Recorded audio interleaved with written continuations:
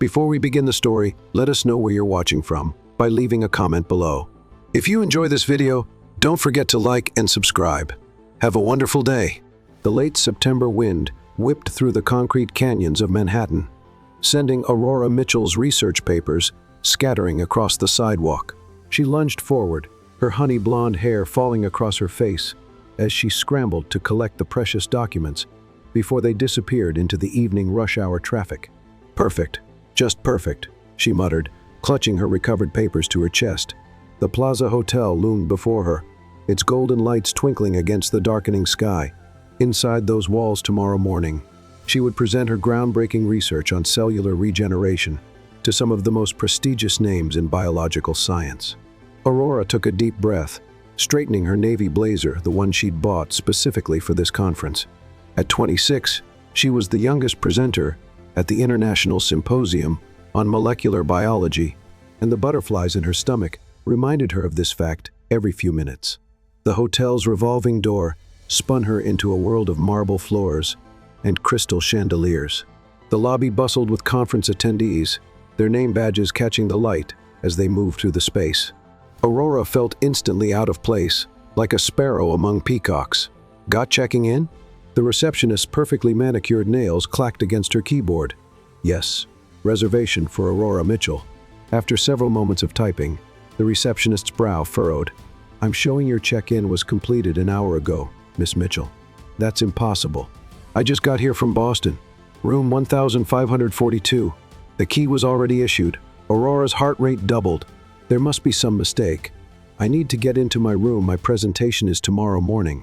Let me call security to escort you up. We'll sort this out immediately." The elevator ride to the 15th floor felt endless. The security guard, whose name tag read Adam, maintained a professional silence as Aurora's mind raced through worst-case scenarios. When they reached room 1542, Adam knocked firmly. No response. He used his master key, and the door swung open to reveal a sight that made Aurora's breath catch. The room was occupied, very occupied. A suit jacket worth more than her monthly salary was draped over a chair. A laptop hummed on the desk, surrounded by financial documents. The shower was running. "Wait here," Adam instructed, moving toward the bathroom. Before he could reach it, the water stopped. Moments later, a man emerged in a hotel robe, his dark hair damp, his jawline sharp enough to cut glass. His presence filled the room immediately, and Aurora found herself taking an involuntary step backward. His steel-gray eyes locked onto her with an intensity that made her pulse quicken. "Can I help you?" His voice was deep, controlled, with an edge of authority that suggested he was used to getting answers. My reservation?" Aurora clutched her papers tighter. Adam stepped forward. "Sir, there seems to be a confusion with the room assignment. Are you Mr. Matthew Reed?" "I am." His response was clipped, his attention still fixed on Aurora. "This room was also assigned to Miss Mitchell here." Matthew's expression shifted slightly, a flicker of interest crossing his features. "The hotel's mistake, I presume?" "Yes, sir." "We'll sort this out immediately. Miss Mitchell, if you'll come with me to the front desk." Aurora turned to leave, but Matthew's voice stopped her. "Wait." He moved to the desk, pulled out his phone. "The conference tomorrow, you're one of the speakers?" She nodded, surprised he knew. "How did you? The papers you're strangling," he said, the ghost of a smile playing at the corners of his mouth. "They look like presentation materials." He paused, studying her. "You're the one presenting on cellular regeneration in marine organisms." Aurora's eyes widened. "You've read the abstract?" "I make it my business to know about innovations that could change the world." He turned to Adam. "Give us a moment, please." After the security guard stepped out, Matthew continued, "My company, Reed Enterprises, has been looking into biotechnology investments. Your research caught our attention months ago." Aurora's mind spun. Reed Enterprises was a corporate giant known for its strategic acquisitions and innovative technology investments, and its CEO was standing in front of her in a bathrobe. "I have a proposal," Matthew said, his tone businesslike despite his attire. "I'm here for a merger discussion that's running late. I'll be done in an hour. Have dinner with me. Tell me about your research." The invitation caught her off guard. "I should review my presentation. Consider it practice for tomorrow. Plus," he added, his expression softening slightly, "it's the least I can do after accidentally stealing your room." Before Aurora could respond, Adam returned with a new room key. 1642 directly above. As she followed the security guard out, she found herself saying, "Dinner would be fine." An hour later, Aurora stood in her new room, staring at her reflection. She changed into a black dress that her best friend Olivia had insisted she pack just in case. Her hands trembled slightly as she applied a touch of lipstick. This wasn't what she'd expected from her first night in New York. She'd planned to order room service and rehearse her presentation until she fell asleep. Instead, she was preparing to have dinner with one of the most powerful CEOs in the country. The knock on her door came precisely on time. Matthew had changed into a perfectly tailored charcoal suit that probably cost more than her car. His hair was styled now, and something about his presence seemed even more commanding than before. "Shall we?" He offered his arm, and Aurora took it, trying to ignore the electricity that seemed to spark at the contact. The restaurant was on the top floor, offering panoramic views of Central Park. As they were seated at a corner table, Aurora couldn't help but notice how other diners glanced their way. Matthew seemed oblivious to the attention, his focus entirely on her. "Tell me," he said, after ordering a bottle of wine, "what made you choose marine biology?" Aurora found herself relaxing as she spoke about her passion. The ocean holds secrets we're only beginning to understand. Some species can regenerate entire limbs, heal from devastating injuries. If we could unlock those mechanisms. She caught herself starting to ramble. "So sorry, I tend to get carried away." "Don't apologize for passion," Matthew replied, his eyes intense. "It's rare to find someone who truly cares about their work." As the evening progressed, Aurora discovered that beneath his corporate exterior, Matthew possessed a sharp wit and genuine curiosity. He asked insightful questions about her research, challenging her assumptions in ways that helped her see new angles. But there was something else, an undercurrent of tension, that made her breath catch whenever their eyes met. She noticed how his fingers lingered when passing her the wine list, how his gaze sometimes dropped to her lips when she spoke. By the time dessert arrived, Aurora felt slightly light-headed, and it wasn't just from the wine. The city lights sparkled beyond the windows, and the rest of the restaurant had nearly emptied. "It's getting late," she said reluctantly. "I should prepare for tomorrow." Matthew nodded, but as they rode the elevator back to their floors, the air between them felt charged with unspoken possibilities. When they reached her floor, he caught her hand before she could step out. "Aurora," the way he said her name made her shiver. "Thank you for dinner. You've given me a lot to think about." She smiled, trying to steady her racing heart. Regarding potential investments, among other things, his thumb traced a small circle on her palm before releasing her hand. Back in her room, Aurora pressed her forehead against the cool window, looking down at the city below. Tomorrow would be one of the most important days of her career, but all she could think about was the way. Matthew had looked at her, the feeling of his hand on hers. She tried to push the thoughts away, to focus on her presentation, but as she finally drifted off to sleep, her dreams were filled with steel-gray eyes and the lingering sensation of electricity in her veins. Aurora jolted awake at 3:00 a.m., her heart pounding. The presentation notes lay scattered across her bed, evidence of her late-night review session, but it wasn't her upcoming speech that had woken her. It was the lingering sensation of Matthew's touch in her dreams. She padded to the window, pressing her palm against the cool glass. New York sprawled below, a glittering maze of lights and possibilities. Somewhere in this building, perhaps directly beneath her feet, Matthew Reed was sleeping.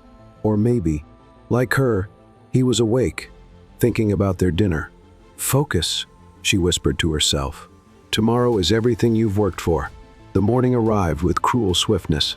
Aurora stood before her bathroom mirror, applying mascara with trembling hands. Her emerald green suit, another of Olivia's insisted upon purchases, fit perfectly, but her reflection showed the shadows under her eyes that concealer couldn't quite hide. A knock at her door made her jump, smudging her mascara. Cursing softly, she opened it to find a hotel staff member holding a sleek silver box tied with a black ribbon. Inside, she found a delicate silver bracelet with a single charm, a tiny microscope. The note read, "For luck, though you won't need it," and Aurora's fingers traced the charm, her throat tight with unexpected emotion. The gesture was thoughtful, personal. He'd actually listened when she'd talked about her childhood dream of getting her first microscope. The conference hall buzzed with anticipation. Aurora took her place at the podium, scanning the crowd of distinguished scientists and researchers. Her heart nearly stopped when she spotted Matthew in the back row, his presence both reassuring and intensely distracting. As she began speaking, her initial nervousness melted away. This was her element, the culmination of years of research and dedication. She explained how certain marine organisms could regenerate damaged tissue, potentially revolutionizing human medical treatment. When she finished, the applause was thunderous. During the Q&A session, each answer she gave was met with approving nods from the panel, but it was the final question that changed everything. Dr. Mitchell, a senior researcher, stood. "Your findings on cellular preservation in extreme conditions are fascinating. Have you considered the implications for cancer research?" Aurora's mind raced. She hadn't included this angle in her presentation, but she'd spent countless nights exploring the possibility. As she detailed her theories, she caught Matthew leaning forward, his expression intense. After the session, colleagues swarmed her with questions and congratulations. Through the crowd, she saw Matthew speaking with several men in expensive suits, his gestures animated. When their eyes met across the room, the electricity from the previous night returned full force.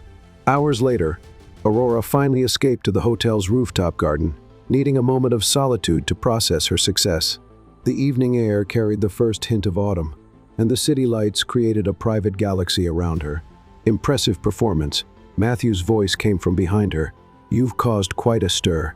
She turned to find him approaching, his tie loosened, jacket discarded. Something about his casual appearance made him even more appealing. "The cancer research angle," he continued, joining her at the railing. "That wasn't in any of your published work." "It's still theoretical," Aurora replied, aware of how close he was standing. "I didn't want to make claims without more data, but you've thought it through." "It wasn't a question. I watched you up there. You've explored every possibility, haven't you?" She nodded, surprised by his insight. "I can't help it. Every discovery leads to new questions, new possibilities. That's what makes you dangerous," he said softly. When she looked at him questioningly, he elaborated, "You're not just brilliant, Aurora, you're passionate." That combination. He trailed off, his eyes tracking down to her wrist, where his gift glinted in the city light. "Thank you for the bracelet," she said. "It was unexpected. I'm full of surprises." His smile held a hint of something that made her pulse quicken. "Join me for a celebratory drink?" They ended up in his suite, which was significantly larger than hers. Floor-to-ceiling windows offered a stunning view of the city, but Aurora barely noticed. Matthew moved to a small bar area, his movements precise, as he prepared 2 glasses of whiskey. "To revolutionary discoveries," he said, handing her a glass. Their fingers brushed, and Aurora felt that now familiar spark of electricity. "And to unexpected meetings," she added softly. They talked for hours about her research, his company's innovations, their childhoods, his privileged but lonely, hers modest but warm. As the night deepened, they moved closer together on the sofa, the space between them charged with unspoken tension. "You're different," Matthew said suddenly, his voice low, "from anyone I've ever met." Aurora's breath caught as he reached out, tucking a strand of hair behind her ear. His touch lingered on her cheek, and she found herself leaning into it. "Matthew," she whispered. But whatever she was going to say was lost as he closed the distance between them, his lips meeting hers with an intensity that made her head spin. The kiss deepened, and Aurora felt herself being drawn into a whirlwind of sensation. His hands tangled in her hair, and she gripped his shoulders, anchoring herself as the world tilted on its axis. When they finally broke apart, both breathing heavily, Matthew rested his forehead against hers. "Tell me to stop," he murmured. Aurora's heart thundered in her chest. She'd never felt like this before, this overwhelming combination of desire and terror. "I don't want you to stop," she admitted. His eyes darkened at her words. "Are you sure?" She nodded, unable to voice the depth of what she was feeling. This wasn't just attraction, it was as if every cell in her body recognized something in him, called out for him. Matthew stood, pulling her up with him. He studied her face for a long moment, his expression intense. Then he kissed her again, slower this time, but with no less passion. His hands skimmed down her sides, leaving trails of fire in their wake. Aurora's inexperience made her movements hesitant, but Matthew seemed to sense her uncertainty. He took his time, each touch designed to comfort as much as inflame. When her fingers fumbled with his shirt buttons, he caught her hands, pressing kisses to her palms. "We have all night," he murmured against her skin. They made their way to his bedroom, leaving a trail of clothing behind. Aurora's nervousness returned as Matthew laid her on the bed, but the way he looked at her like she was precious and desirable all at once chased away her fears. Later, as they lay tangled in the sheets, Aurora's head resting on Matthew's chest, she felt both completely changed and utterly herself. His fingers traced patterns on her bare shoulder, and she could feel his heartbeat gradually slowing beneath her cheek. "Stay," he said quietly, just as sleep was beginning to claim her. It wasn't quite a question, but Aurora heard the vulnerability in his voice. "Okay," she whispered back, snuggling closer. The last thing she registered before drifting off was Matthew pulling her tighter against him, as if afraid she might disappear.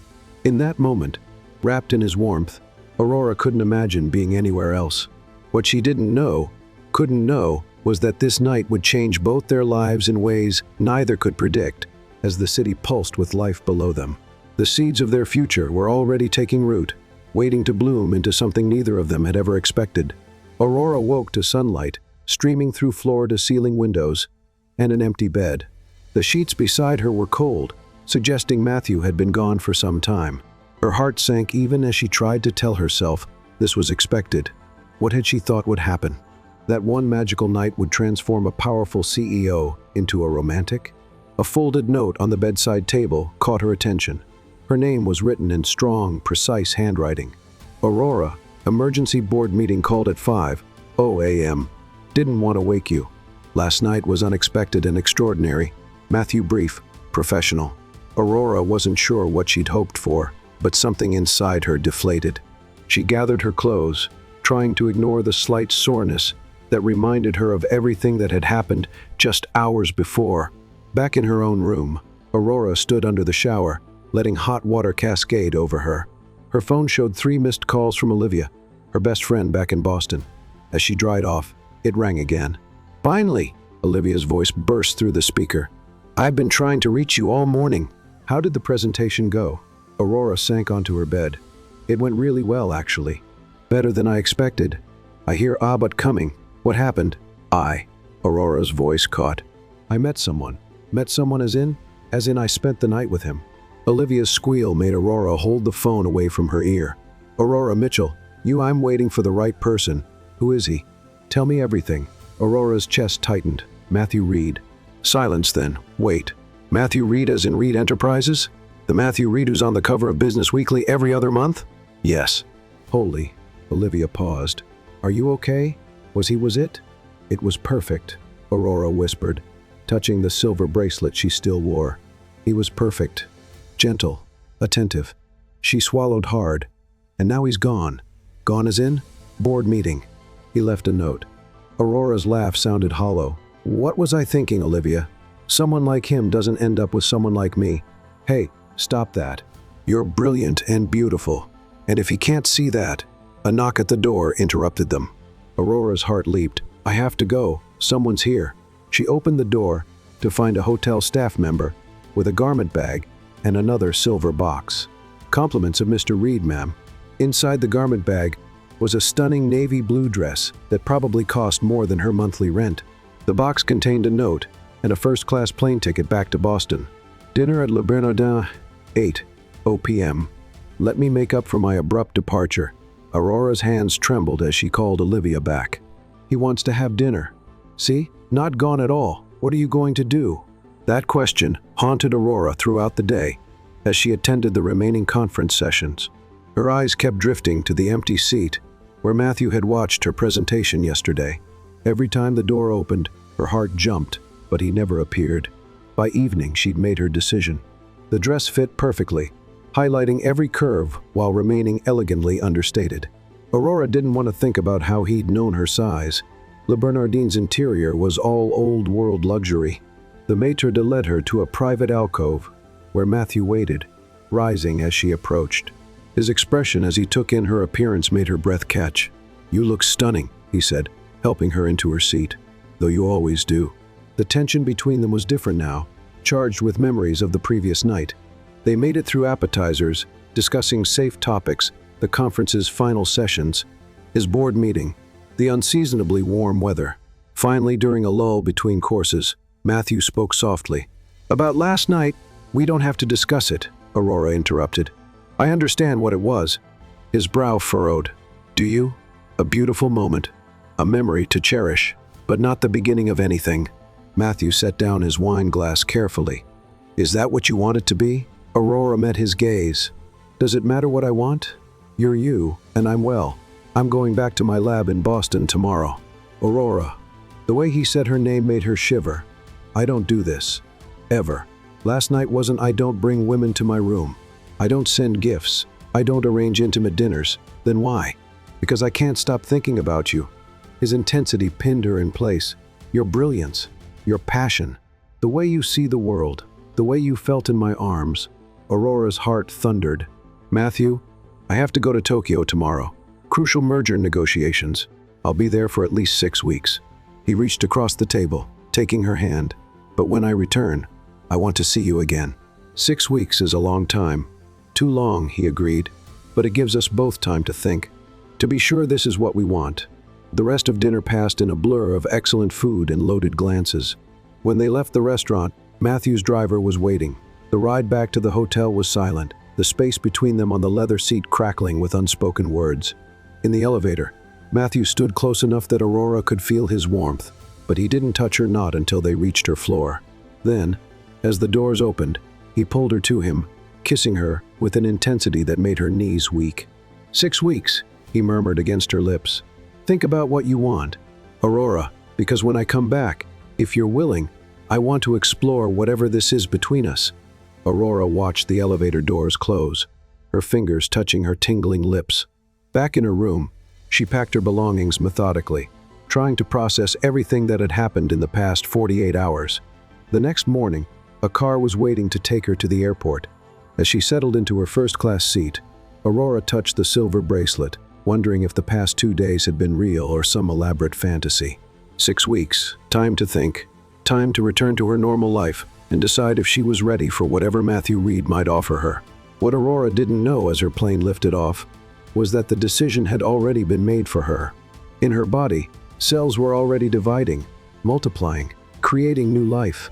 The consequences of that one passionate night would become apparent long before Matthew's return from Tokyo, changing both their lives forever. Back in Boston, Aurora threw herself into her research, trying to ignore the way her heart jumped every time her phone buzzed. Matthew sent occasional messages, brief but thoughtful. A question about her research, a photo of Tokyo at sunset. Each one made her miss him more, even as she tried to convince herself that their connection couldn't possibly be as strong as it had felt. But as October turned to November, Aurora began to notice subtle changes. Fatigue that coffee couldn't cure, nausea that struck at odd hours. Her periods had always been irregular due to stress, so she didn't immediately realize she was late. It wasn't until Olivia pointed out that she'd turned green at the smell of their favorite coffee shop that the possibility struck her. Standing in her bathroom 3 weeks after leaving New York, Aurora stared at a pregnancy test, watching as 2 pink lines appeared with crystal clarity. She took 5 more tests, each confirming what she already knew in her heart that night in New York hadn't just given her memories to cherish, it had created something far more permanent. Aurora sat on her bathroom floor, her hand pressed to her still flat stomach, as reality crashed over her. She was pregnant with Matthew Reed's child, and he was still in Tokyo, unaware that their lives were about to change forever. Twins. Dr. Catherine Bennett's voice seemed to echo in the small examination room. Do you see here? She pointed to the ultrasound screen, where 2 distinct shapes were clearly visible. Both appeared to be developing normally. Aurora gripped the edges of the examination table, her knuckles white. One baby had been overwhelming enough to process, but twins? Her mind spun with the implications. I'm prescribing prenatal vitamins, Dr. Bennett continued, her kind eyes studying Aurora's pale face. With a multiple pregnancy, we'll need to monitor you more closely. Do you have a support system in place? Yes, Aurora answered automatically, thinking of Olivia, who'd been her rock these past weeks. I mean, sort of. And the father? Aurora's throat tightened. Matthew's last message had arrived that morning, a simple missing our conversations that had made her heart ache. He still had 2 weeks left in Tokyo, completely unaware that he was going to be a father to twins. He doesn't know yet, Aurora admitted. Dr. Bennett nodded without judgment. You're about 8 weeks along. Take some time to process this, but don't wait too long to tell him.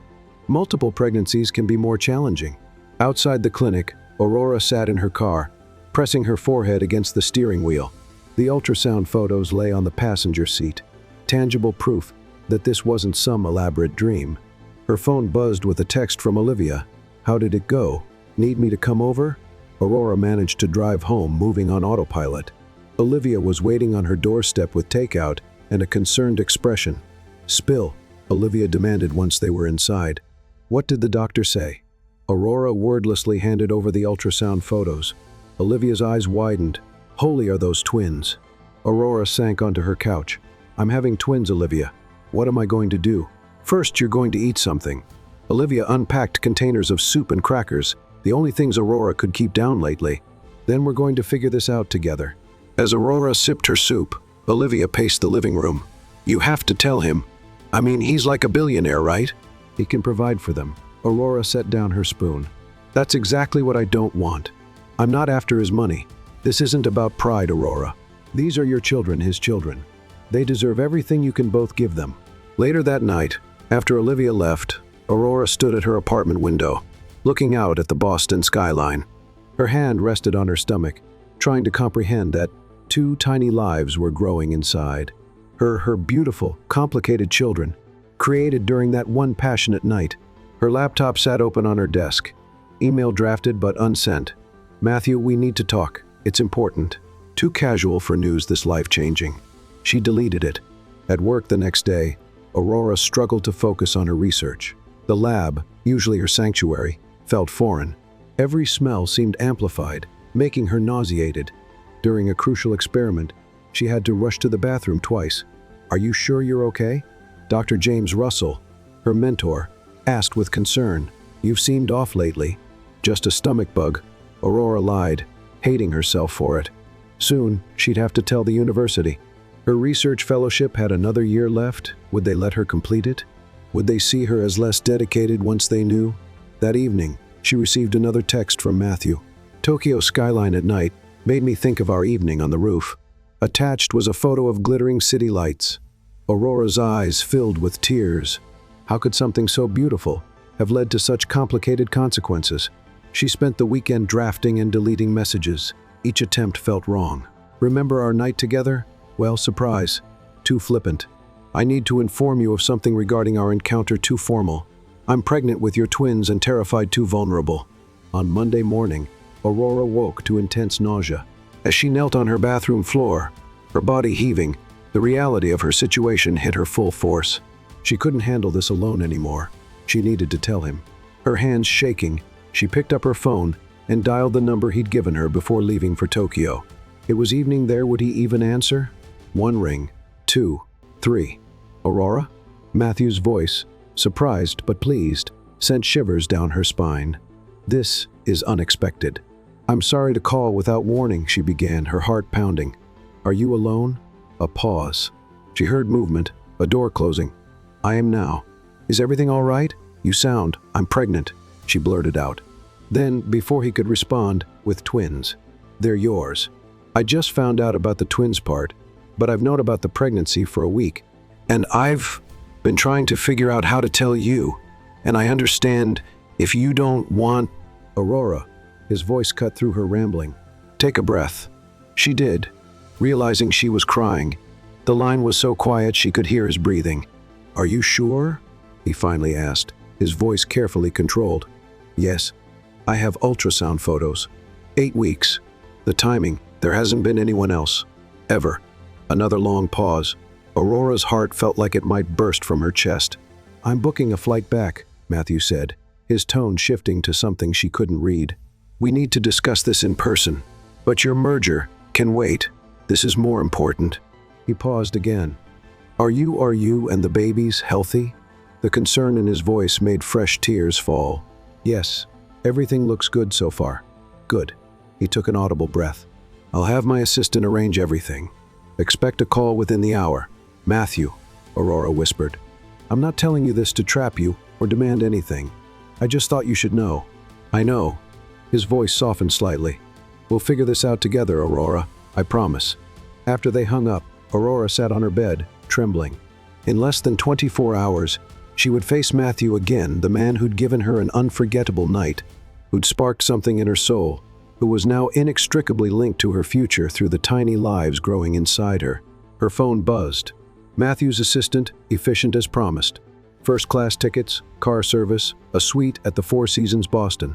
Aurora started to protest, but the assistant gently insisted these were Mr. Reed's explicit instructions.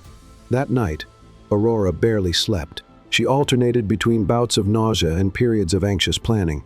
By morning, dark circles shadowed her eyes, but her resolve had strengthened.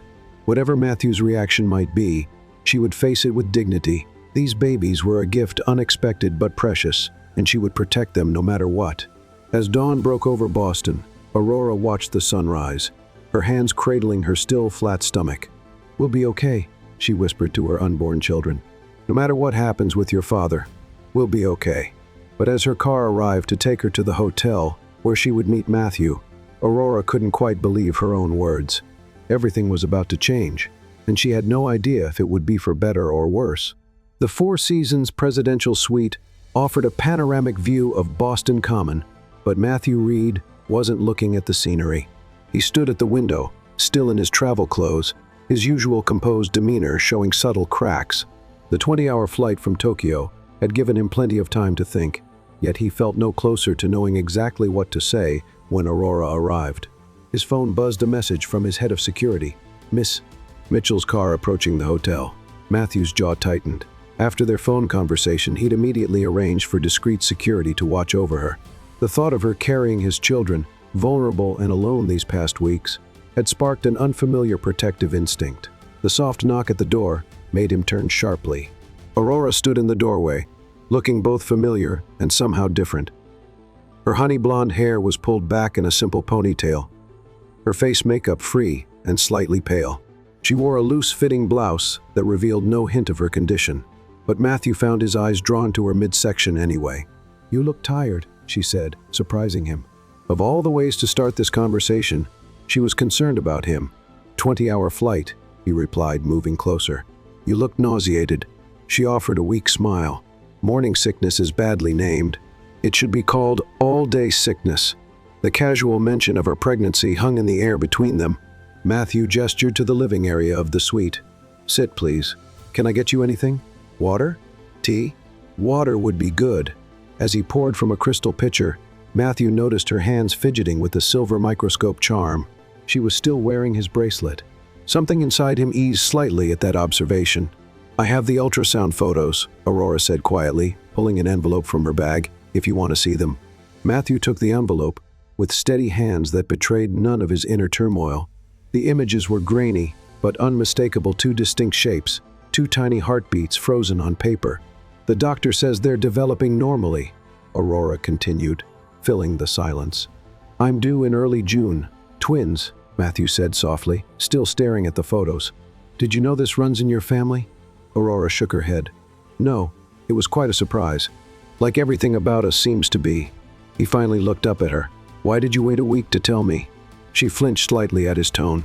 "I needed time to process it myself, and you were in the middle of crucial negotiations. I didn't want to." "To what? Disrupt my business dealings?" An edge crept into his voice. "These are my children, Aurora. You should have told me immediately." "I know." Her voice was barely a whisper. "I'm sorry. I was scared." The vulnerability in her admission deflated his anger. Matthew sat beside her on the sofa, close enough to catch the faint scent of her shampoo, the same one from that night in New York. "What are you scared of?" he asked, gentler now. "Everything." Aurora's laugh held no humor. "My career, my fellowship, my future. What this means for the babies. What it means for us, if there even is an us. Of course there's an us." The words came out more forcefully than he intended. "Aurora, look at me." When she met his gaze, her green eyes were bright with unshed tears. "I don't do anything halfway," he said. "Not business, not personal matters, and certainly not family. These are my children. You're their mother. That makes you family." Matthew paused. "Marry me." Aurora stared at him, shock written across her features. "What?"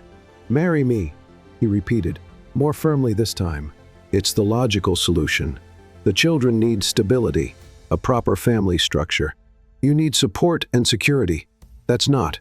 Aurora stood abruptly, pacing to the window. That's not why I told you. I don't need you to save me. Matthew followed her, his reflection appearing beside hers in the glass. This isn't about saving you. It's about doing what's right for our children. Our children, she echoed, pressing a hand to her stomach. It sounds so strange still. We barely know each other. We know enough. He turned her gently to face him. I know you're brilliant, dedicated, and stronger than you realize. I know that night in New York wasn't just physical attraction. There was a connection neither of us expected. And I know that seeing those ultrasound photos, he paused, something raw entering his expression. I already feel protective of them. Of you. That's not love, Aurora whispered. Maybe not yet, he agreed. But it could be.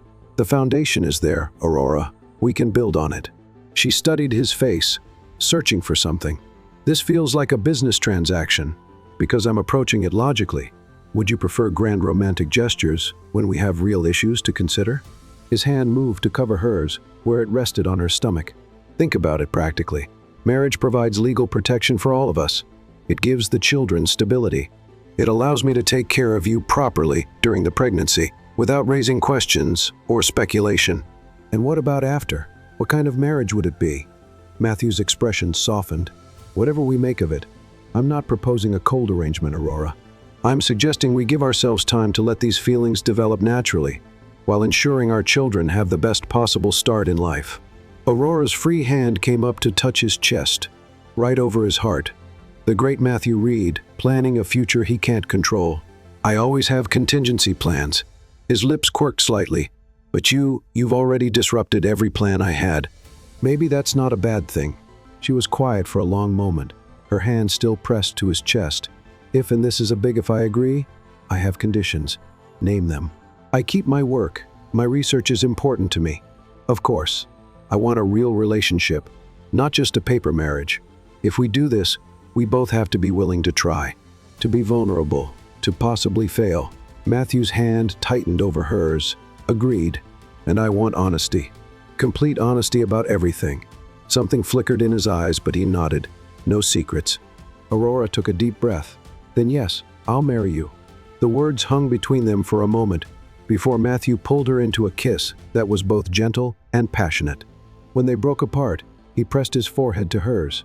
I know this isn't conventional, he murmured, but I promise you won't regret it. Later that evening, as they sat discussing practical arrangements over room service, the only food, Aurora could stomach Matthew's phone, buzzed repeatedly with messages about the Tokyo merger. You should go back, Aurora said, watching him ignore another call. The merger is important. This is important. But she could see the tension in his shoulders. I'm not going anywhere, she promised. Go finish what you started. It gives us time to plan, to tell our families, to do this right. Matthew studied her for a long moment before nodding. 1 week. I'll have everything wrapped up in 1 week. As he walked her to her car later, his hand resting protectively on her lower back, Aurora felt simultaneously terrified and strangely peaceful. Nothing about this was normal or expected, but somehow it felt right. 1 week, she echoed, letting him help her into the car. 1 week, he confirmed, then hesitated before adding softly, take care of our family. Aurora watched him disappear into the hotel, her hand absently touching her stomach. Family. They were going to be a family. The thought was both thrilling and terrifying. As her car pulled away from the hotel, Aurora didn't notice the black SUV that subtly fell into place 3 cars behind Matthew's security team following at a discreet distance. She was too lost in thoughts of the future, a future that had transformed completely in the space of a single day. The news broke on a Tuesday morning. Aurora was in her lab, pipetting samples for her latest experiment, when Olivia burst through the door waving her phone. Have you seen this? Her friend's face was flushed with excitement and concern. Aurora glanced at the screen and felt her stomach drop. The headline screamed across the business news website, Reed Enterprises CEO's sudden engagement, who is the mysterious fiancé. Beneath was a grainy photo of her and Matthew outside the Four Seasons, his hand protectively guiding her into the car. The article speculated wildly about her identity and their relationship, with anonymous sources claiming everything from a whirlwind romance to a calculated business merger. How did they find out? Aurora whispered, sinking into her lab chair. Her phone buzzed. Matthew calling from Tokyo. "I'm handling it," he said without preamble. "My PR team is preparing a statement." "Matthew, there are reporters outside my apartment building." A sharp intake of breath. "Pack a bag. I'm having security move you to a secure location until I return. I can't just leave. I have work, experiments, Aurora." His voice softened slightly. "Please let me protect you. All of you." She glanced down at her still flat stomach, thinking of the twins. "Okay." Within an hour, Matthew's head of security, Michael Davidson, arrived at her lab tall, with military-precise movements. He efficiently orchestrated her exit through a back entrance, while his team ran interference with the waiting press. The secure location turned out to be a luxury penthouse in a discreet building with private security. Aurora stood in the vast living room, feeling out of place among the modern furnishings and spectacular harbor views. "Mr. Reed had this prepared as soon as you agreed to marry him," Michael explained, showing her the security features. "He anticipated the media attention." "Of course he did," Aurora murmured. Always planning, always controlling. Her phone hadn't stopped buzzing calls from unknown numbers, messages from old classmates, even emails from distant relatives. The only one she answered was Olivia, who promised to water her plants and bring her more clothes. That evening, as Aurora watched the sunset over the harbor, her laptop pinged with a news alert. Matthew's PR team had released their statement. Matthew Reed and Dr. Aurora Mitchell are pleased to confirm their engagement. They ask for privacy during this joyful time as they begin their life together. Short, professional, no mention of the babies. They'd agreed to keep the pregnancy private as long as possible, but seeing the sanitized version of their story made Aurora's chest tight. Her phone lit up with Matthew's face. "Did you see the statement?" "Yes, very succinct. I wanted to say more." He sounded tired, "But until I'm back and we can face this together, I know." Aurora curled up on the massive sofa. "How are the merger negotiations?" "Complicated but progressing." He paused. "How are you feeling?" "The morning sickness is better, actually. The private chef you arranged has been making these amazing ginger-infused meals." "Good." Another pause. "I miss you." The admission, so quietly spoken, made Aurora's heart skip. "It's only been 3 days. 3 days too long." Background noise filtered through voices, papers shuffling. "I have to go." Another meeting. "But Aurora, yes? I meant what I said. About trying. About making this real." After they hung up, Aurora found herself touching the silver microscope charm again. It had become a habit, a tangible reminder that this wasn't all a dream. The next morning brought fresh challenges. Dr. Russell, her mentor, called for an urgent meeting. Aurora had to attend virtually from her gilded cage. "The board is concerned," he said without preamble. "Your engagement to Reed has raised questions about conflicts of interest, given his company's investments in biotechnology." "My research has nothing to do with Matthew," Aurora protested. "I know that, but perception matters in academia." Dr. Russell sighed. "They're reviewing your fellowship." Aurora felt the floor tilt beneath her. The fellowship was everything: her research, her future career. "They can't do that. I'm fighting for you. Your work is groundbreaking." "But Aurora," he hesitated. "The timing of this engagement, it seems sudden." "Are you asking if I'm marrying Matthew for research funding? Are you?" The question stung, especially coming from her mentor. "No, I'm marrying him because—" She stopped, unable to explain the complex truth. Because it's right," she finished lamely. "For both of us." After the call, Aurora paced the penthouse, feeling trapped. She understood Matthew's need to protect her, but this gilded isolation was suffocating. She needed her lab, her work, her normal life. Her phone buzzed with a text from an unknown number. The truth about Reed's fiancée, exclusive interview. 6 figures. Your story. Your words. Aurora blocked the number, but others followed. Journalists had somehow gotten her private contact information. Each offer was more tempting than the last, especially with her fellowship in jeopardy.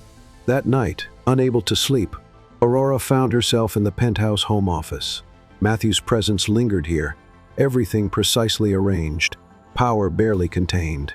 On the desk, she noticed a folder she hadn't seen before. Inside was a prenuptial agreement, clearly prepared in advance. Aurora's hands trembled as she read through it. The terms were generous, almost extravagantly so, but seeing their relationship reduced to legal clauses made her feel hollow. Her phone lit up. "Matthew, I was going to discuss the prenup when I returned, he said, when she told him what she'd found. I wanted to do it in person. It's fine. I understand. It's practical. Aurora, she could hear the strain in his voice. Don't shut down on me. Talk to me. They're reviewing my fellowship, she burst out. Because of you. Because of us. Everything I've worked for, I'll handle it. No, the word came out sharper than intended. That's exactly what they're worried about, your influence, your money. I need to handle this myself. Silence stretched between them. Finally, Matthew spoke softly. Tell me what you need. I need, Aurora's voice caught. I need to know this isn't a mistake. That we're not rushing into something that will destroy both our lives. Do you want to end it? No. The answer came instantly, surprising her with its certainty. No, I don't. Despite everything, when I think about facing all this without you, then we'll figure it out together. His voice strengthened. One more day of negotiations, then I'm coming home. Home. The word echoed in Aurora's mind long after they hung up. Home had always been her tiny apartment, her lab, her ordered world of research and discovery. Now home was becoming something else, something tied to a man who both thrilled and terrified her, and the tiny lives they'd created together. Aurora rested her hand on her stomach, feeling the slight swell that was just beginning to show. What do you think, little ones? She whispered. Are we doing the right thing? No answer came, of course, but as she watched the city lights twinkle beyond the windows, Aurora felt a strange peace settle over her. Nothing about this was simple or easy, but then again, the most important things in life rarely were. Matthew's private jet landed at Logan International Airport at midnight. Aurora watched from the window of his Bentley as the plane taxied to a stop, her heart racing. After a week of phone calls and texts, of navigating press scrutiny and professional challenges alone, he was finally back. The car's interior felt charged with tension as Matthew slid in beside her. He looked exhausted, his usual impeccable appearance showing signs of strain, but his eyes were alert as they fixed on her. You're showing, he said softly, his gaze dropping to where her loose sweater couldn't quite hide her small bump. Aurora's hand automatically went to her stomach, just barely. The doctor says it's normal to show earlier with twins. Instead of responding, Matthew reached out and covered her hand with his. The simple gesture felt more intimate than any phone conversation they'd had over the past week. The merger? She asked, trying to steady her racing pulse. Completed, his thumb traced circles on her hand, successfully. But that's not what I want to talk about. The car moved smoothly through Boston's empty streets. Aurora had expected to return to the penthouse, but they turned toward the waterfront instead. Where are we going? Home, Matthew said simply. The car pulled up to one of Boston's most prestigious residential buildings. Aurora had passed it many times, admiring its classic architecture and spectacular harbor views. Now, as they rode the private elevator to the top floor, she realized this was to be her new reality. The penthouse apartment sprawled over 2 floors, all gleaming hardwood and floor-to-ceiling windows. But what caught Aurora's attention were the subtle signs of preparation: fresh flowers in her favorite colors, a fully equipped home office with specialized ventilation for basic lab work, and a room clearly intended as a nursery, though currently empty. When did you do all this? While I was in Tokyo. Matthew moved behind her, his hands resting lightly on her shoulders. I had the building bought and renovated. Security is state-of-the-art, and there's a private entrance through the garage. Aurora turned to face him. You bought an entire building? It was necessary. His expression was earnest. The penthouse you were staying in was temporary. We needed something permanent, something secure. Matthew, Aurora stepped back, needing space to think. This is overwhelming. Too much. Yes. No. I don't know. She ran a hand through her hair. Everything's happening so fast. The press, the fellowship review, and now this. Matthew's jaw tightened. About the fellowship. I made some calls, you what? Aurora's voice sharpened. After I specifically asked you not to interfere? I didn't interfere directly. I simply had my legal team review the university's bylaws regarding conflicts of interest. He moved to the kitchen, loosening his tie. There's no legal basis for revoking your fellowship. That's not the point. Aurora followed him, anger building. I need to handle this myself. My work, my reputation, they have to stand on their own merits. Matthew poured himself a drink, his movements precise. Your work does stand on its own merits. But you're not just Dr. Mitchell anymore. You're going to be Mrs. Reed. That comes with certain complications, and certain advantages. Aurora's laugh was bitter. Is that what you think? I want to use your name? Your influence? Of course not. He set down his glass harder than necessary. I think you're brilliant and capable, but you're also carrying my children, and that makes your well-being my responsibility. Your responsibility? Aurora repeated slowly. Is that what this is? A responsibility? Matthew moved toward her, but Aurora held up a hand to stop him. Don't. Just don't. She walked to the windows, looking out at the harbor lights. The view was beautiful, but all she could think about was how far removed this was from her simple apartment, her independent life. I had another offer today, she said quietly, from a journalist. 7 figures this time for an exclusive about our relationship. She heard Matthew's sharp intake of breath. Aurora, I didn't take it, obviously. She turned back to him. But do you know what tempted me? Not the money. The chance to tell my own story in my own words. Because right now, everyone's telling it for me. The gold digger scientist, the calculated social climber, the mysterious woman who trapped Boston's most eligible bachelor. Matthew's expression softened. What is our story, Aurora? In your words? The question caught her off guard. She looked at him, really looked at him. Despite his exhaustion, he was still breathtakingly handsome, still the man who'd drawn her in. With his intensity, his intelligence, his hidden depths. We're 2 people, she said slowly, who had one perfect night, who created something unexpected and beautiful, who are trying to do the right thing, even if we're not sure what that is. Matthew crossed the room to her, and this time she didn't stop him. His hands framed her face, gentle but sure. Here's my version, he said softly. You walked into the wrong hotel room and into my life. You challenged every assumption I had about relationships, about control, about love. You're carrying our children, and instead of asking for anything, you're fighting to maintain your independence. It's infuriating and admirable, and exactly why I'm falling for you. Aurora's breath caught. Falling for me? Yes. His thumbs brushed her cheeks. This isn't just responsibility, Aurora. Yes, I want to protect you, provide for you, make your life easier. But I also want to wake up next to you, debate with you, watch you change the world with your research. Even if I fight you every step of the way. A smile touched his lips, especially then. I've never wanted easy. I've wanted real. Aurora leaned into him, letting his warmth seep into her. I'm scared, she admitted. Not of you, but of losing myself in all of this. In your world. Then we'll build our own world. Matthew's hand drifted to her stomach. One where you can be both Dr. Mitchell and Miss S. Reed. Where our children can be proud of both their parents. They stood there for a long moment, the city twinkling beyond the windows, their breathing synchronizing. Finally, Aurora spoke. The nursery needs 2 cribs. Matthew's laugh rumbled through his chest. Already ordered, along with everything else we might need. Of course you did, Aurora smiled despite herself. Always prepared. Not for you, he murmured, pulling her closer. You're the one variable I can't predict. And somehow, that's exactly what I need. As they stood together in their new home, Aurora realized that perhaps this was what love looked like. Not a perfect fairy tale, but a choice to face challenges together, to build something new, something that honored both who they were and who they could become. Outside, a new day was dawning over Boston Harbor, painting the sky in shades of promise. Aurora woke to urgent voices in the next room. Through the bedroom's partially open door, she could hear Matthew speaking in the controlled tone that barely masked his anger. How long have you known about this? A pause, and then, nobody thought to verify the numbers before the merger? Another pause. Get me everything. Now, Aurora sat up, her hand automatically going to her growing baby bump. At 12 weeks, she was definitely showing, though loose clothing still concealed her condition from the public. Matthew appeared in the doorway, his expression dark. When he saw she was awake, he visibly tried to soften his features. I'm sorry if I woke you. Is everything okay?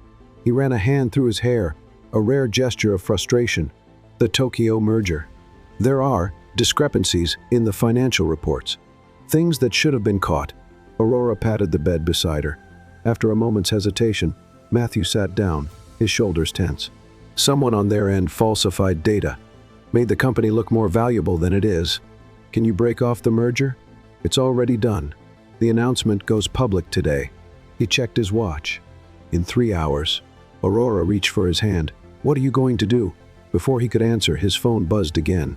The caller ID read Oliver Crawford, his head of legal affairs. "Crawford, talk to me." Matthew's grip tightened on Aurora's hand as he listened. "No, don't release the statement yet. I want to review everything first." After he hung up, Aurora studied his face. "Tell me how I can help." Matthew turned to her, surprise flickering across his features. "This isn't your problem to solve. We're getting married, remember? Your problems are my problems." She squeezed his hand. "Besides, I'm pretty good at analyzing data." A ghost of a smile touched his lips. "That you are." He hesitated, then added, "But you have your own challenges to deal with. The fellowship review is tomorrow. I know, but I've prepared my defense, and worrying won't change anything." Aurora shifted closer to him. "Let me help, Matthew. Let me be part of your world like you're becoming part of mine." Something in his expression shifted, softened. He pulled out his tablet, pulling up a complex series of financial reports. "Look at these numbers. Tell me what you see." Aurora spent the next hour analyzing the data, her scientific training helping her spot patterns that others might miss. Matthew watched her work, occasionally answering questions or providing context.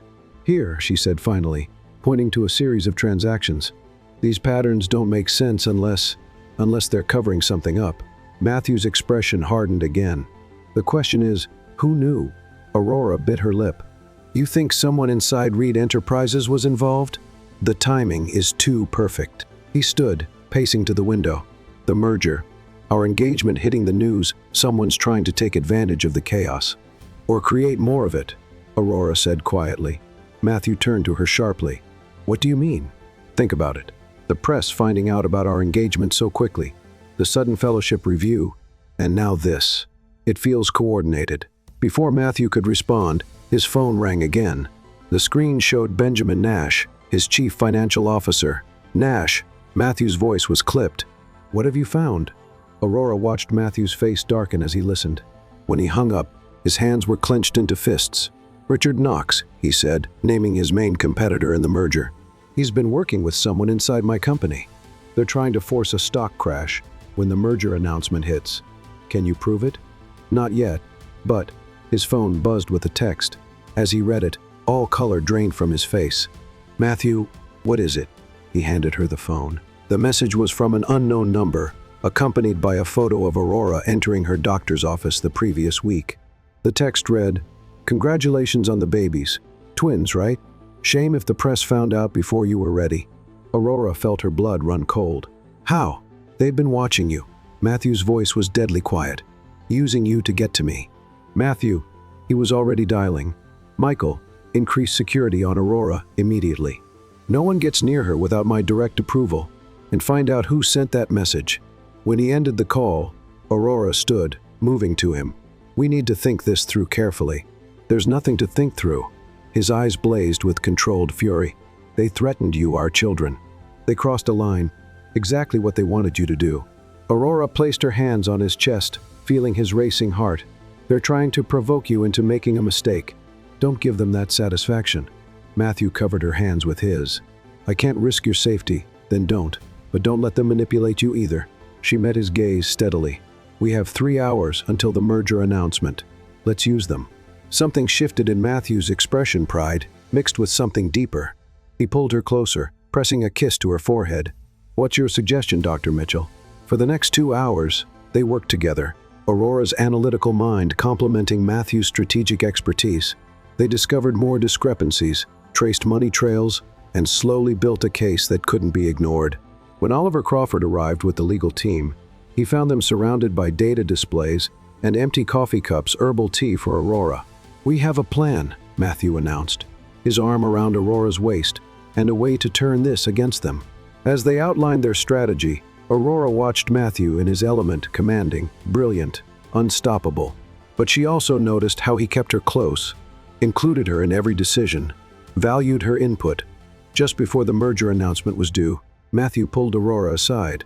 "Are you sure about this? Once we move forward, there's no going back. Our lives will be under even more scrutiny." Aurora touched the silver microscope charm on her bracelet.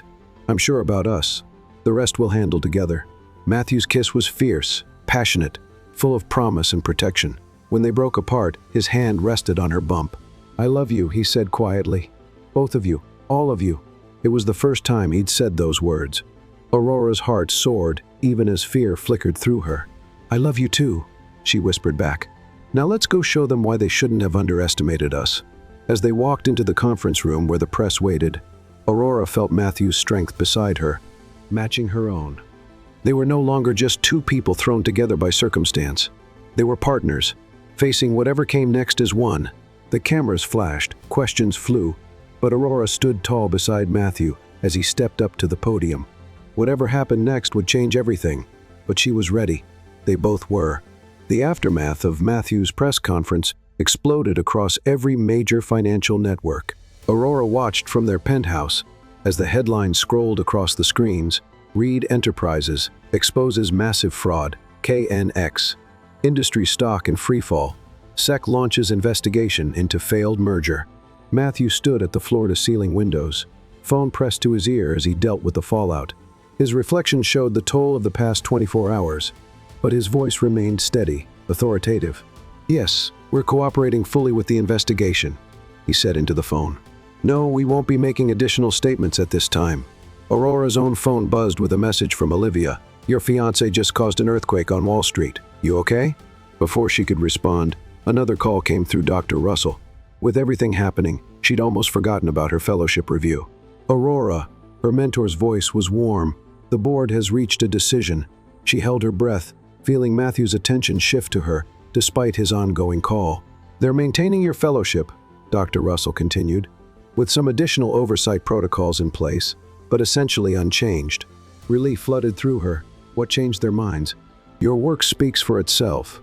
And," he paused, "your handling of the press conference today was impressive. You showed integrity under pressure. That matters in academia as much as in business." After she hung up, Matthew ended his own call and moved to her side. "Good news?" Aurora nodded, leaning into him. "The fellowship is safe, though I'm not sure how much lab work I'll get done with all this chaos." About that, Matthew's arm tightened around her. "Knox's people are already trying to spin this. They're going to come after us personally next. Let them try." Aurora's voice was fierce. "We have nothing to hide." Matthew turned her to face him. "Aurora, they know about the twins. It's only a matter of time before—" A breaking news alert cut him off. On the screen, Richard Knox stood at his own podium, his expression grave. "While we investigate these baseless allegations," Knox was saying, "we must question the timing, Mr. Reed's sudden engagement to a young scientist, followed by these attacks on our company's integrity. One might wonder about his true motivations." Aurora felt Matthew tense beside her. Knox continued, his voice dripping with fake concern. "Is this merger sabotage perhaps to distract from more personal matters? Our sources suggest congratulations may be in order for more than just an engagement." Matthew's phone erupted with calls. Aurora's email inbox began flooding with press inquiries. Their secret was out. "I'm so sorry," Matthew began, but Aurora stopped him with a kiss. "No apologies," she said firmly. "We knew this might happen. Now we face it together." His expression softened as he touched her visible bump. "Together," he agreed, then with a hint of his usual confidence, "and Knox won't know what hit him." They spent the next hours in Matthew's home office, working with his PR team to craft their response. Aurora insisted on being part of every decision, refusing to be sidelined. "We control the narrative," she said, pacing the office. "We show them that we're not ashamed or hiding anything." Matthew watched her with a mixture of pride and concern. "You understand what this means? Your privacy, your work? My work stands on its own merits," Aurora replied. "And our children deserve parents who face challenges head-on, not hiding in shadows."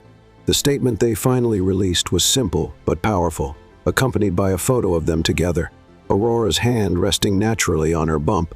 Matthew Reed and Dr. Aurora Mitchell joyfully confirmed they are expecting twins. While they had hoped to share this news in their own time, they refused to let others use their personal happiness as a weapon. Dr. Mitchell continues her groundbreaking research, while Mr. Reed remains focused on protecting his company's integrity. They ask for privacy during this special time. The response was immediate and overwhelming. Some outlets praised their honesty and poise. Others spun wild theories about timing and motives. Through it all, Aurora and Matthew remained united, stronger together than apart. Late that night, as they lay in bed, Aurora felt the first flutter of movement inside her. She grabbed Matthew's hand, placing it on the spot. "I don't feel anything," he said softly. "Not yet, but soon." Aurora studied his face in the darkness. "Are you scared?" "Terrified," he admitted. "Not of Knox or the press, but of being a father, of failing them, or you." The great Matthew Reed admitting fear. She smiled gently. "That's why I love you, you know? These moments when you let me see beneath the armor." He pulled her closer. "You've been incredible through all of this. Most people would have run screaming from the chaos I've brought into your life." "Chaos?" Aurora laughed softly. "I work with unpredictable cellular reactions all day. This is just a different kind of experiment." Matthew's hand remained on her stomach, protective and reverent. "Knox will keep coming after us. He's desperate now, which makes him dangerous." "Let him come," Aurora said fiercely. "We're stronger than he knows." As if in agreement, she felt another flutter of movement. This time, Matthew's eyes widened. "Was that?" Aurora nodded, tears pricking her eyes. In this quiet moment, the outside world, with all its complications, seemed to fade away. They were just a family experiencing one of life's small miracles together. "I had my doubts," Matthew said suddenly. "Not about you or the babies, but about myself. About whether I could be the man you deserve, the father they need. And now I know that together we can handle anything." He kissed her softly. "You've shown me that strength isn't about control. It's about trust, about letting someone else in." Aurora curled into him, feeling safe despite the storm raging outside their bubble. "Promise me something. Anything. No matter what Knox throws at us next, we face it as equals. No more trying to protect me by keeping me in the dark." Matthew was quiet for a moment, his thumb tracing circles on her bump. "I promise. No more secrets. No more lone wolf decisions." As they drifted off to sleep, Aurora's mind wandered to tomorrow's challenges. Knox wouldn't give up easily. The press would continue their speculation. Her research would face even more scrutiny. But for now, in Matthew's arms, feeling their babies move beneath his hand, she was exactly where she needed to be. They had chosen their path, not the easy one, but the right one. Together, the city lights twinkled beyond their windows, a reminder of the world waiting to test them again tomorrow. But tonight, in this moment, they were stronger than any force that might try to tear them apart. The flash drive arrived in an unmarked envelope, delivered to Aurora's lab by courier.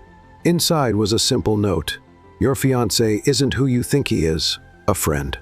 Aurora stared at the small device, her protective instincts warring with curiosity. At 16 weeks pregnant, her maternal instincts had become a constant presence, making her question everything that might affect their family. She called Matthew. "Don't plug it in," he said immediately. "Our tech team needs to check it for malware first." "It's from Knox, isn't it?" A heavy pause. "Probably. He's getting desperate. The SEC investigation is closing in." 2 hours later, Aurora sat in Matthew's office at Reed Enterprises, watching as his security team analyzed the drive's contents. Matthew stood behind her chair, his presence both protective and tense. "It's clean," the head technician announced. "But there's only one file of video." Matthew's hands tightened on Aurora's shoulders. "Play it." The screen flickered to life, showing a younger Matthew in what appeared to be a boardroom. The timestamp showed a date from 8 years ago. He was speaking to someone off camera, his voice cold and calculated. "The company's worthless now," young Matthew was saying. "Their CEO's death was unfortunate, but it gives us the perfect opportunity. Buy them out while the stock's low, strip the assets, and eliminate the competition." The video cut to another scene, this one from a different meeting. "Their employees? Not our concern. Business isn't about sentimentality." Aurora felt Matthew's grip become almost painful. She reached up, covering his hand with hers. "Enough," he said roughly. The technician stopped the playback. When they were alone, Aurora turned to face him. "Talk to me." Matthew moved to the window, his back rigid. "That was from the Anderson Tech acquisition. One of my first major deals as CEO. Knox was involved. He wanted Anderson Tech too." Matthew's reflection showed a flash of old pain. "The CEO, William Anderson, was a mentor to both of us. When he died suddenly of a heart attack, you took advantage of the situation," Aurora finished quietly. "I was different then." He turned to face her, ruthless, focused only on winning, on proving myself worthy of my father's legacy. "What happened to the company?" "I did exactly what I said in that video. Bought it cheap, sold off the valuable parts, laid off most of the employees. His laugh was bitter. "Knox is trying to show you who I really am." Aurora stood, moving to him despite her aching back. "No, he's showing me who you were. Is there a difference?" "Yes." She took his face in her hands, forcing him to meet her eyes. "The man in that video wouldn't have flown back from Tokyo for me, wouldn't have supported my career while protecting our family, wouldn't be agonizing over past mistakes." Before Matthew could respond, his phone buzzed. The caller ID showed Oliver Crawford. "Knox has gone public," Crawford said without preamble. "He's released edited portions of the video to every major news outlet. It's already trending." Aurora watched the color drain from Matthew's face as Crawford continued. "He's painting you as a corporate raider who hasn't changed. Suggesting your relationship with Dr. Mitchell is another calculated move, acquiring her research the same way you acquired Anderson Tech." "That's ridiculous," Aurora protested. But Matthew's expression stopped her. After ending the call, he sank into his chair, looking more vulnerable than she'd ever seen him. "Knox is right about one thing. I did notice your research before I met you. Reed Enterprises had been tracking breakthrough biotechnology projects. Your work had caught my attention." Aurora felt her heart stutter. "What are you saying? That night in the hotel, our meeting wasn't entirely accidental. I'd seen your conference schedule, knew you were staying there." He met her eyes. "I didn't plan what happened between us, but I had hoped to meet you to discuss potential investment opportunities." Aurora stepped back, her mind reeling. "So when you recognized me in the hotel room, I already knew who you were." Matthew stood, reaching for her. "Aurora, please." "Yes, your research initially drew my attention, but everything that happened after that was real. Is real." She evaded his touch, needing space to think. "What else haven't you told me? About Knox? About us?"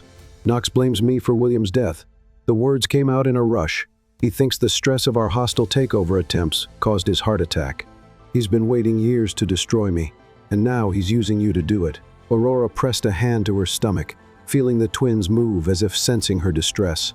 "Why didn't you tell me any of this?" "Because I'm ashamed of who I was." Matthew's voice cracked slightly. "Because I was afraid of losing you. Because—" His phone buzzed again, Crawford with more updates, more fires to fight. Aurora held up a hand, stopping him from answering. "No more diversions," she said firmly.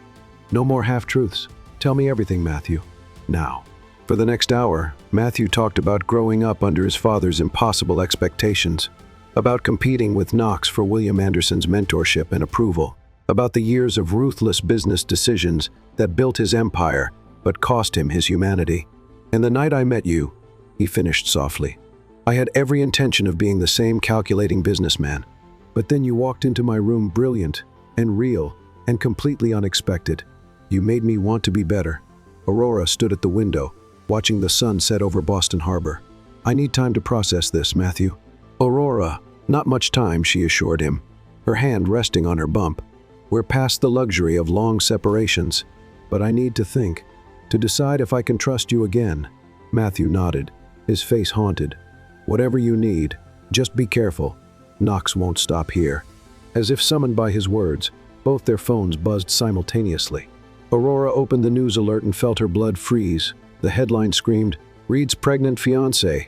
Corporate espionage investigation launched." Below was a photo of Aurora entering her lab, followed by details of a supposed investigation into whether her research had been illegally sharing data with Reed Enterprises. "They're coming after your work now," Matthew said quietly, "because of me."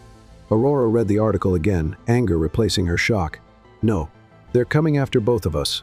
And they've just made a serious mistake." "What do you mean?" She turned to him, her green eyes blazing. "They think I'm a weakness they can exploit. That I'll run when things get hard. That I'll believe their version of you over what I've seen with my own eyes." "And what have you seen?" Matthew's voice was barely a whisper. "A man who's trying to be better, who loves deeply, even if he's afraid to show it, who's going to be an amazing father because he knows exactly what not to do." She moved to him, taking his hands. "I'm still angry you didn't tell me everything sooner, but I'm not going anywhere." Matthew pulled her into his arms, burying his face in her hair. "I don't deserve you." "Probably not," she agreed, making him laugh softly. "But you're stuck with me, with us." She guided his hand to where one of the twins was kicking.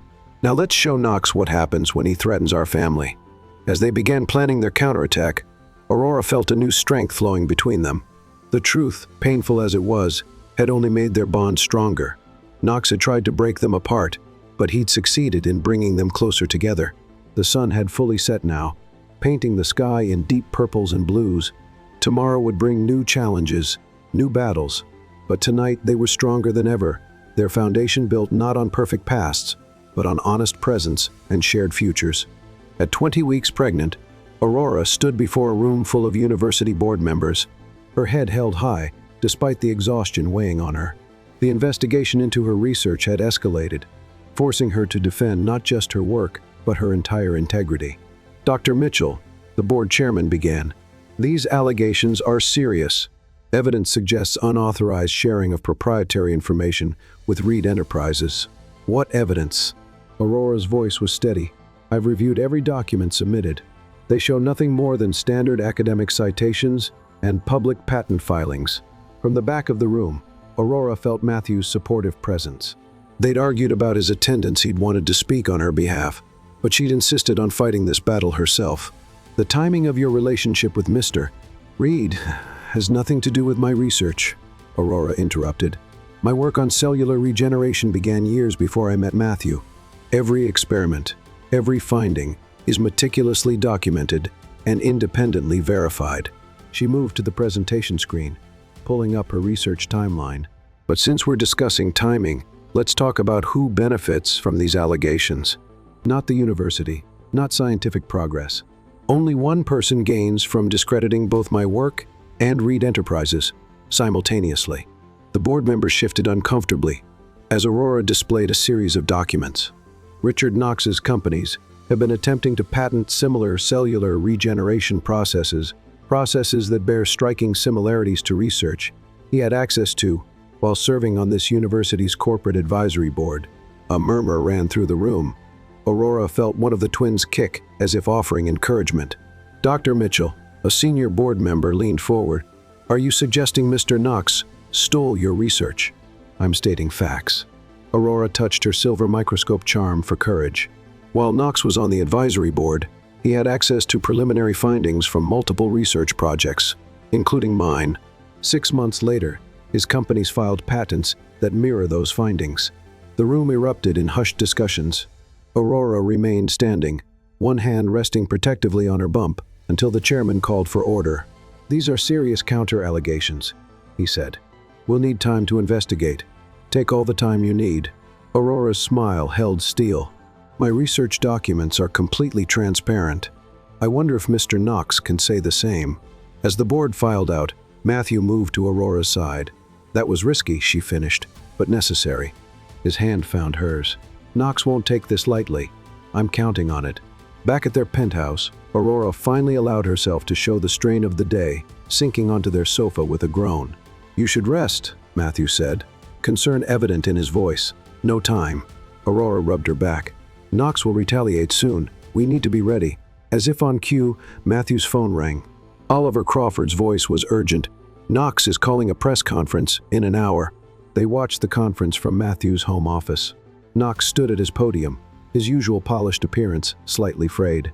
These baseless accusations are a desperate attempt by Reed and his associate to deflect from their own misdeeds, Knox declared.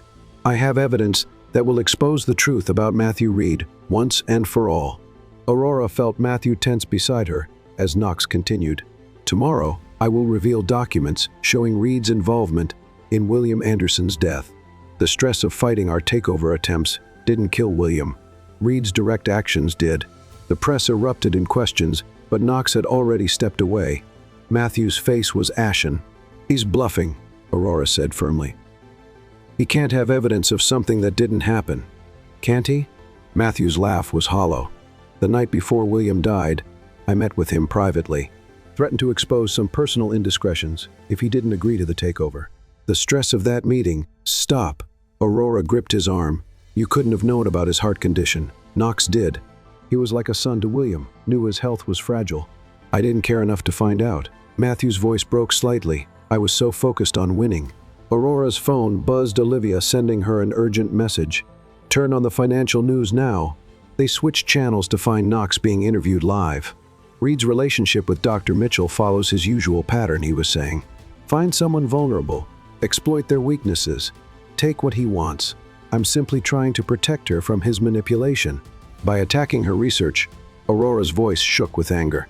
By threatening our family. He's trying to position himself as your protector, Matthew said quietly. Turn public opinion against me by playing the concerned friend while simultaneously destroying my professional credibility. Aurora stood, pacing despite her exhaustion. When he wants me to leave you, to play the victim in his narrative. Matthew watched her move, his expression pained. Maybe he's right. Everyone I care about gets hurt. William, you don't. Aurora whirled to face him. Don't you dare. Don't let him win by making you doubt yourself. The man I love, the father of my children, is not the same person who met with William that night. How can you be so sure? Because that man wouldn't be torturing himself with guilt 8 years later. She moved to him, taking his face in her hands. Because I've seen you change, seen you choose love over power, truth over convenience. Matthew pulled her closer, his hand spreading over her bump where their twins moved restlessly. But I can't lose you, he whispered. Any of you. Then fight for us. Aurora's voice was fierce. Not with Knox's weapons of manipulation and deceit, but with the truth. All of it. The truth could destroy everything I've built, or it could set you free. They stayed like that for a long moment, the city lights twinkling beyond their windows, their babies moving beneath their joined hands. Finally, Matthew straightened, decision settling over his features. Crawford, he said into his phone, arrange a press conference first thing tomorrow, before Knox's announcement. After he hung up, Aurora asked, What are you going to say? Everything. Matthew's eyes held both fear and determination. About William.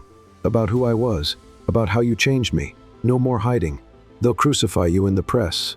Probably, he managed a small smile. But our children will know their father chose truth over power. That matters more. Aurora felt tears threaten. I'll be right beside you. No. Matthew kissed her softly. You've fought enough battles lately. Tomorrow is mine. Matthew, the twins need you rested and calm. His tone brooked no argument. Let me protect our family this way, while I still can. Later that night, Aurora lay awake listening to Matthew's steady breathing beside her. Tomorrow would change everything, his reputation, their future, the world their children would be born into. Her hand found the silver microscope charm, remembering that first night in New York when everything seemed simpler. Yet even then, something in her had recognized the complexity of the man beside her, had seen past his carefully constructed facade to the heart beneath. The twins moved, a now familiar flutter that never failed to amaze her. Your daddy's a good man, she whispered to them. No matter what anyone says tomorrow, remember that. Matthew stirred, his arm tightening around her unconsciously. Even in sleep, he was protective, loving in his own complicated way. Tomorrow would bring chaos, accusations, and possibly the end of everything Matthew had built. But tonight, in the quiet darkness of their bedroom, Aurora held on to the truth she knew in her heart. Love wasn't about perfect pasts or unblemished reputations. It was about choosing to be better, fighting for what matters, and facing the future together, no matter what it might bring. The morning of Matthew's press conference dawned clear and cold. Aurora watched from their penthouse as news vans gathered outside Reed Enterprises, her hand absently rubbing her prominent 7-month belly. The twins were particularly active today, as if sensing the tension in the air. You should be resting, Matthew said, emerging from their bedroom in a perfectly tailored suit that couldn't quite hide the strain of the past months.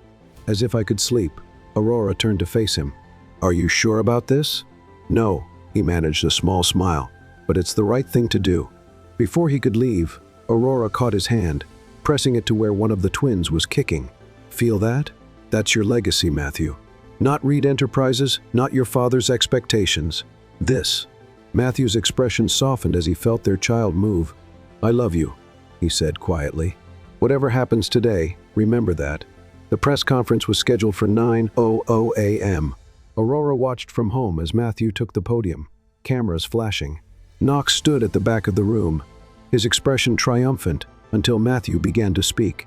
8 years ago, Matthew's voice was steady. I made choices that haunt me to this day. William Anderson was more than a business rival. He was a mentor, a friend, and I betrayed that friendship in pursuit of power. The room fell silent as Matthew continued, detailing the events leading to William's death. He spoke of the threatening meeting, the takeover attempt, the ruthless ambition that had driven him. "I didn't know about his heart condition," Matthew said, his composure cracking slightly. "But my actions that night contributed to his death. I've carried that guilt for 8 years, trying to bury it in more acquisitions, more power, until I met someone who showed me a different way to live." Aurora's hand went to her throat, feeling tears threaten as Matthew spoke about their relationship, the real version, not the sanitized public story. "Yes, I knew of Dr. Mitchell's research before we met. Yes, I hope to discuss potential investments. But what happened instead was something I never expected. I fell in love. Real love. The kind that makes you want to be better, to face your demons, to tell the truth no matter the cost." The cameras turned to Knox as Matthew addressed him directly. "You were right about one thing, Richard. The first did contribute to William's death, but you're wrong about everything else, wrong about Aurora, wrong about me, and wrong about using the past as a weapon." Knox moved forward, his face dark with rage, but Matthew wasn't finished. "I have here," he held up a file, "documentation proving that you stole research from multiple university projects, including Dr. Mitchell's work. The SEC has already been notified. Your attempts to destroy us have only exposed your own crimes." The room erupted in chaos. Through it all, Matthew remained steady, answering questions with unprecedented honesty. Yes, he had been ruthless. Yes, he had hurt people. And yes, he was different now. "Not because I'm trying to protect my reputation," he concluded, "but because Aurora Mitchell showed me that real strength comes from facing the truth, not hiding from it, from choosing love over power, from being the kind of man our children can be proud of." Aurora was so absorbed in the broadcast that she almost missed the first contraction. When the second one hit 5 minutes later, she realized with sudden clarity the twins had their own timing in mind. She called Olivia first, then Michael, to arrange secure transportation to the hospital. Only after she was settled in the car did she call Matthew, who was still handling the press fallout. "Now?" His composure finally cracked. "But you're not due for another month. Tell that to your children," Aurora managed through another contraction. "They apparently share your taste for dramatic timing." Everything moved quickly after that. By the time Matthew arrived at the hospital, still in his press conference suit, Aurora was already in active labor. Olivia met him at the door, her expression stern. "She's been asking for you," Olivia said. "But if you ever put her through something like this morning's stress again, I won't," Matthew promised, following her to Aurora's room. Aurora lay in the hospital bed, monitors beeping steadily around her. Despite the pain, she smiled when she saw him. "How bad is it out there?" "Our stock is down 30%. Several board members have called for my resignation. Knox is being investigated by the SEC." Matthew took her hand. "None of it matters right now." Hours passed in a blur of contractions, medical terms, and tense moments. Aurora alternated between crushing Matthew's hand and demanding he tell her about the press reaction to keep her mind occupied. "One more push," the doctor finally announced. "The first baby is almost here." Their son arrived with a powerful cry, his sister following minutes later. As the twins were checked and cleaned, Matthew pressed his forehead to Aurora's, both of them crying freely. "They're perfect," he whispered. "You're perfect." When they finally held their children, their daughter with Aurora's green eyes, their son with Matthew's dark hair, the world outside ceased to exist. There was only this, their family, whole and complete at last. "What should we name them?" Aurora asked softly, cradling their daughter while Matthew held their son. "William," Matthew said, quietly, "for our son. Not to erase the past, but to honor it. To remember that even our darkest moments can lead to light." Aurora nodded, understanding. "And for our daughter, Elena, it means light. William and Elena Reed." Matthew sat carefully on the bed beside her. "Our new legacy." Days later, they brought the twins home to a world that had shifted on its axis. Reed Enterprises was restructuring, with Matthew stepping down as CEO to take a chairman position that would allow more time with his family. The university board had cleared Aurora of all allegations and offered her a permanent research position with unprecedented independence. Knox had been arrested, his theft of intellectual property exposing a pattern of corporate espionage that spanned years. The press had moved on to new scandals, leaving the Reeds to adjust to their new normal. Aurora stood in the nursery, watching Matthew rock Elena while William slept peacefully in his crib. The sight still amazed her, this powerful man, who had once measured life in acquisitions and victories, now completely entranced by their tiny daughter's grip on his finger. "Any regrets?" she asked softly. Matthew looked up, his eyes full of emotion. "About losing the company? No. About waiting so long to become this person? Every day. You were always this person." Aurora moved to sit beside them. "You just needed someone to remind you." "Several summones," he corrected, smiling as Elena yawned. "You, the twins, even Knox, in his way. Sometimes our worst enemies give us our greatest gifts." Aurora touched the silver microscope charm she still wore, a reminder of their beginning. "And sometimes one wrong hotel room can lead exactly where we're meant to be." As the Boston sunset painted the nursery in soft colors, Aurora thought about their journey from that first night of unexpected passion to the challenges that had tested their love. They had faced public scrutiny, professional threats, and personal demons. Yet here they were, stronger for having weathered the storms together. William stirred in his crib, and Matthew gently laid Elena beside her brother. The twins instantly turned toward each other, a mirror of the connection that had brought their parents together. "I love you," Aurora said, watching Matthew watch their children. "Not despite your past, but because of who it helped you become." Matthew pulled her close, his arms strong and sure. "And I love you for seeing who I could be, even when I couldn't see it myself." Outside, the city hummed with life and possibility. Inside, in this quiet room with its sleeping miracles, Aurora and Matthew held on to their own miracle, the love that had transformed them both, the truth that had set them free, and the future they would build together, one day at a time. What price would you be willing to pay for love? Aurora risked her career and reputation, while Matthew sacrificed his carefully built empire. Was it worth it for them? Would it be worth it for you? Leave your opinion in the comments. Thank you for watching. If you enjoyed the story, please subscribe to our channel and leave a comment below letting us know what you thought. Your feedback and support mean a lot to us. Stay tuned for more exciting stories.